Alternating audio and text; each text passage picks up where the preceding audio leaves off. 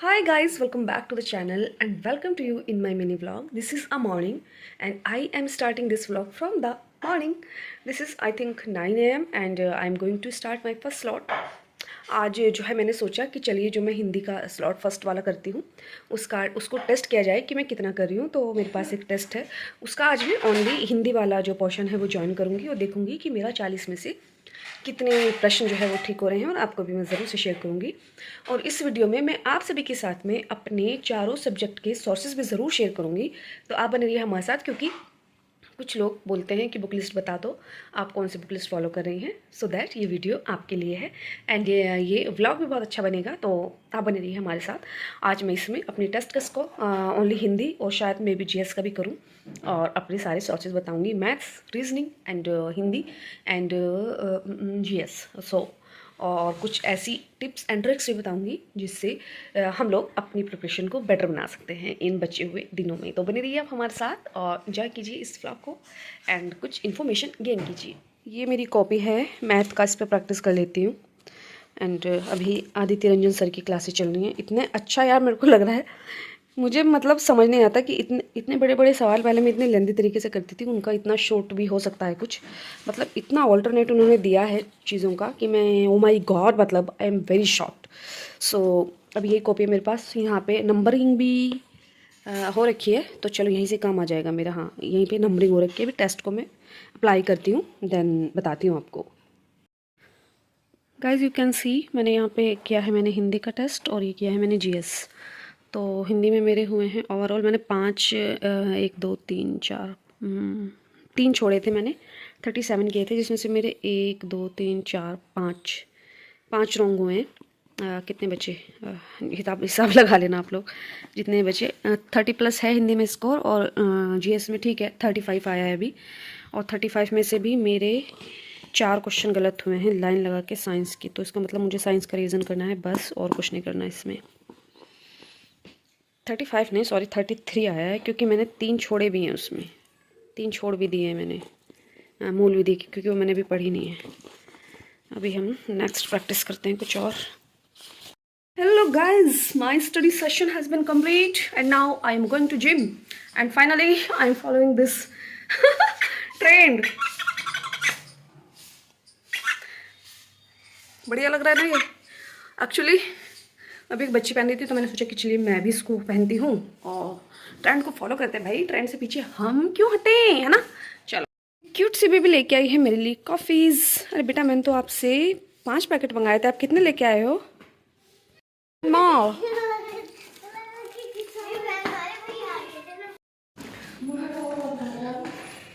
कहाँ?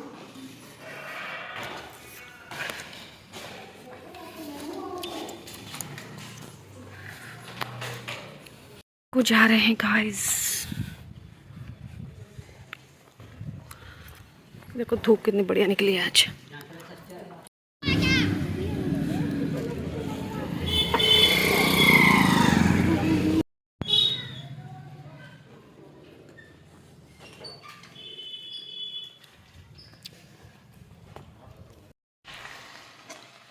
हाँ गाइस, मैं आ गई हूँ घर और घर आके काम मिला है थोड़ा सा लंच बना दो, क्योंकि अम्मी बिजी हैं। सो मैंने सोचा कि चलो बना देती हूँ। And here I am making, बताओ क्या what I am making. Okay मैं ही बता दूँ, आप ज़्यादा कष्ट ना करें। I am making the fried rice, यहाँ पे बनेंगे रोटी and I am preparing my lunch. After that I will show you my book list for UPSI, so please be with us and watch this beautiful vlog. ये हो चुका है guys हमारा lunch ready और अभी लंच करते हैं। Salad, अचार, लस्सी, रोटी, मटर paneer and fried rice. Guys यहाँ आप देख सकते हैं मैं मैथमेटिक्स का क्लास कर रही हूँ एंड अभी 4:15 बज गए हैं शाम के। आदित्य रंजन सर की मैं क्लास कर रही हूँ। आपको साथ साथ में सोर्स भी बता देती हूँ। मेरी कैट देखो कैसे मेरे पैर दबा रही है, देखो इतनी सेवा कोई किसी की कर सकता है, ये करती है मिनी। तो मतलब वैसे तो हाँ जी, तो मैं आपको बताती हूँ कि वैसे तो मैं एस डी यादव की जो बुक है उससे कर रही हूँ प्रैक्टिस, लेकिन मेरे पास अब आदित्य रंजन सर का बैच है, तो अभी मैं प्रैक्टिस ओनली ऑन मैथ्स की आदित्य रंजन सर के बैच से कर रही हूँ। उसके बाद जब मुझे बहुत सारी टिप्स एंड ट्रिक्स पता चल जाएंगे मैथ्स को सॉल्व करने के, then I will solve the S D Yadav again, and after that I will solve the practice sets from an institution. So उसके बाद मैं बताऊँगी आपको रीजनिंग एंड जीएस, तो बने रहिए आप हमारे साथ। चलिए आज आपको छोटी सी ट्रिक बता रही हूँ जो मैंने सीखी है। मतलब अगर आपको 2 अंकों वाली किसी ऐसी संख्या का रूट निकालना है जिसका मतलब जिसके लास्ट में इकाइकांक 5 हो, suppose that 15, suppose that 25, suppose that 35, सो हम क्या क्या करेंगे, हम इनको 2 भागों में तोड़ लेंगे, 1 + 5। तो इसका रूट करेंगे 25, 5 5 ज़ा 25, और इसका जो ये एक है, एक में हम गुना करेंगे एक से अगले वाले नंबर की, यानी कि 2 की, तो 1 दूनी 2, 25 हो गया। ठीक है, 225 आ गया। ऐसे ही 25 का बता रही हूँ, 25 इसको भी हम 2 भागों में तोड़ेंगे, तो 5 5 25, और 2 का अगला कौन सा होता है, 2 3 ज़ा 6, यानी कि 6, तो 625। ऐसे 35 का देखो तो 5 5 ज़ा 25 पूरा लिखना है, और 3 से अगले वाला जो नंबर है 3 × 4 हो जाएगा, तो 12 हो जाएगा, इस तरीके से। और मैंने काफ़ी सारा आज डिजिटल सम सीखा है, यानी कि जिन क्वेश्चन को हम करने में बहुत बहुत देर लगाते हैं, लंबी लंबी कैलकुलेशन, उनको कैसे चुटकियों में ख़त्म किया जा सकता है डिजिटल सम के माध्यम से, वो सब मैं सीख रही हूँ। आज तो गाइस मैथ करते करते ना शाम ही हो गई है, तो बहुत तेज ठंड लगी है, तो मैं सोच रही हूँ सॉक्स पहन लूँ। ये मेरे फर्स्ट मतलब इस विंटर का फर्स्ट टाइम है कि मैं सॉक्स पहन रही हूँ, और अभी उसके बाद मैं जीएस में क्या पढ़ूँगी आपको दिखाऊँगी। पहले मैं सॉक्स पहन लूँ। और यहाँ आप देख सकते हैं मैं बना के लाई हूँ अभी अपने लिए ज़ीरा वाटर। अजीब सा है ये ऑप्शन हेल्थ के लिए, इसमें थोड़ा सा जिंजर है और थोड़ा सा क्यूमिन है, उसको मैंने अच्छे से पकाया है। सर्दियों में तो अच्छा रहता है, मतलब मौसम भी ठंडा रहता है तो पी सकते हैं, गर्मियों में कुछ लोगों को एलर्जी हो जाती है। खैर, come on to the point. यहाँ पे है मेरे पास, आप देख सकते हैं, भारतीय अर्थव्यवस्था। इसके लिए मेरे पास ये नोट्स है, और मैंने ये चीज़ रियलाइज़ की है कि यूपीएसआई में अच्छे खासे नंबर ऑफ़ क्वेश्चन रहते हैं इकोनॉमिक्स से भी, इकॉनमी से। तो उसके लिए अब ऐसा नहीं है कि एक किताब किसी ने बता दी, कोई भी किताब, उसको पढ़ के हम पूरा जीएस कवर कर लेंगे। जीएस के लिए हमें अच्छे से डिटेल में पढ़ना रहता है। हालांकि मैं उन किसी को भी नहीं बोल रही हूँ जो स्पेसिफिक यूपीएसआई की तैयारी कर रहे हैं, उनका कोई टारगेट नहीं है। मैं आपको इसलिए सर्विसेज एस्पिरेंट, तो मुझे थोड़ा सा ज़्यादा आइडिया है इन चीज़ों का। तो जब मैं यूपी पीसीएस के प्रीलिम्स को देने वाली थी अभी, मतलब 2025 का, तो जब मैंने ये लिया था अपना इकॉनमी के कुछ टर्म्स क्लियर करने की, हालांकि मेरा मास्टर्स कॉमर्स में है, मेरा ग्रेजुएशन कॉमर्स में है, तो मुझे इकॉनमी में इतनी प्रॉब्लम नहीं आती है, लेकिन कुछ चीज़ें ऐसी होती हैं जो हम एट द टाइम भूल जाते हैं।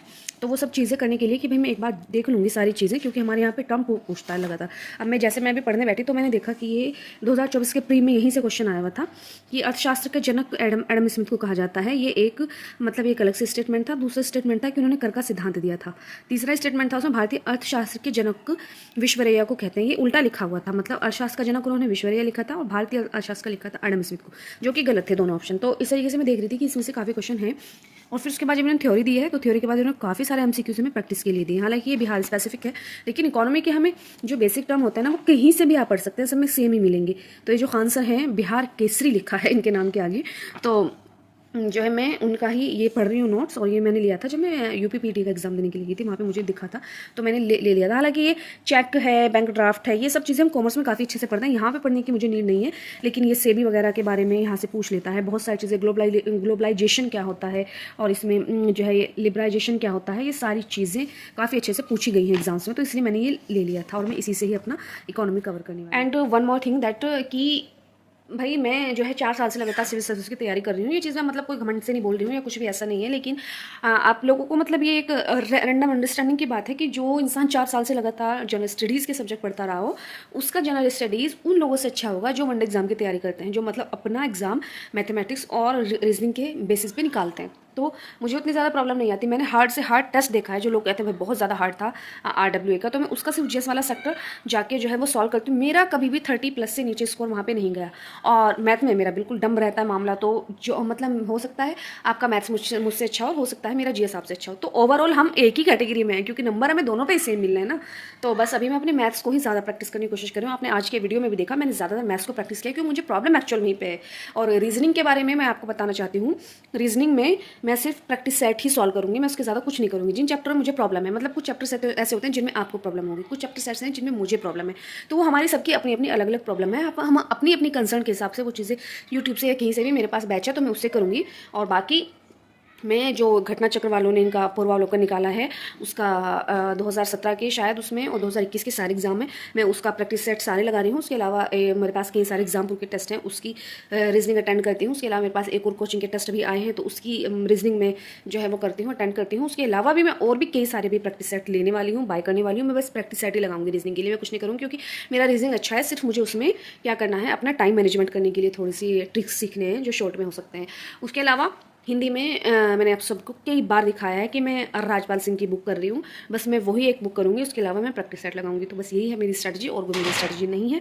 आई होप आपको पसंद आया होगा ये वीडियो। अगर पसंद आए तो प्लीज़ मेरे चैनल को क्या करना है, आपको सब्सक्राइब जरूर कर देना यार, क्योंकि इतनी मेहनत से इतने लंबे टाइम से मैं यहाँ पे काम कर रही हूँ। मैं सच में डिमोटिवेट हो चुकी हूँ हर चीज़ से, तो इतना ज़्यादा डिमोटिवेट ना हो जाऊँ कि मैं काम ही करना छोड़ दूँ। तो प्लीज़ आप लोगों से रिक्वेस्ट है कि अगर आपने ये वीडियो यहाँ तक देख लिया है तो please subscribe my channel.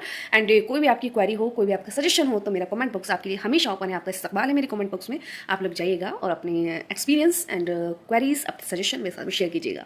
Thank you very much. आपसे मिलूंगी नए ब्लॉग में, तब तक के लिए आप अपना ख्याल रखिएगा, पढ़ते रहिएगा और सर्दी से खुद को बचा करके रखिएगा। Bye bye guys.